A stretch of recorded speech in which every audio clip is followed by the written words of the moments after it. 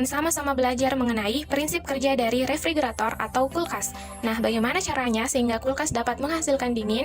Silahkan disimak videonya. Nah, ini merupakan kompresor. Ini nih yang merupakan komponen utama dalam kulkas yang berfungsi menekan zat pendingin atau freon. Dalam kompresor ini terdapat beberapa komponen yaitu stator, rotor, bak mesin atau crankcase, poros ankle atau crankshaft, batang penghubung atau connection rod, dan piston. Piston ini berfungsi untuk menekan sehingga tekanan freon meningkat pada saat berada di dalam kompresor. Dan yang terakhir yaitu head groove.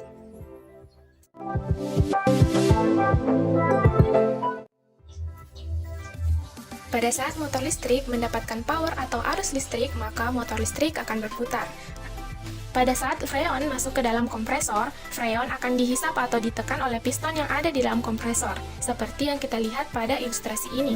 Perputaran motor listrik ini diubah menjadi gerak naik turun dengan menggunakan poros ankle dan batang penghubung yang disambung dengan sebuah piston. Piston ini berfungsi untuk menghisap dan menekan refrigeran atau freon. Begitulah cara kerja dari kompresor. Kemudian, kompresor akan menekan freon dan membuat tekanan freon meningkat dari 0,6 bar menjadi 8 bar, sehingga membuat temperaturnya meningkat lebih dari 100 derajat Celcius.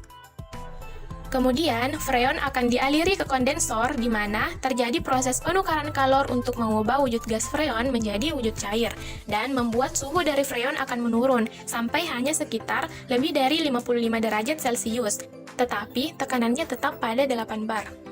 Setelah dari kondensor masuk ke dryer untuk menyaring kotoran dari kompresor. Di sini tekanan freon tetap dengan temperatur sekitar 45 derajat Celcius. Setelah melewati dryer, kemudian masuk ke pipa kapiler yang akan menurunkan tekanan dari 8 bar kembali menjadi 0,6 bar dan suhunya menurun hingga minus 23 derajat Celcius. Kemudian, freon yang sudah dingin ini dialirkan ke seluruh bagian kulkas, yaitu pada evaporator yang ada di dalam kulkas. Pada evaporator terjadi proses perpindahan kalor atau panas di dalam kulkas ke freon. Seluruh zat freon yang sudah dingin akan dialirkan ke dalam kulkas melalui evaporator, sehingga hal tersebut akan menyebabkan dingin dapat diserap oleh benda-benda yang ada di dalam kulkas. Kemudian, freon akan kembali lagi setelah menyerap udara panas dari kulkas ke dalam kompresor atau pipa hisap. Proses atau siklus ini akan terjadi secara berulang selama kulkas bekerja. Baiklah, itulah cara kerja kulkas yang bisa saya jelaskan. Semoga dapat dipahami.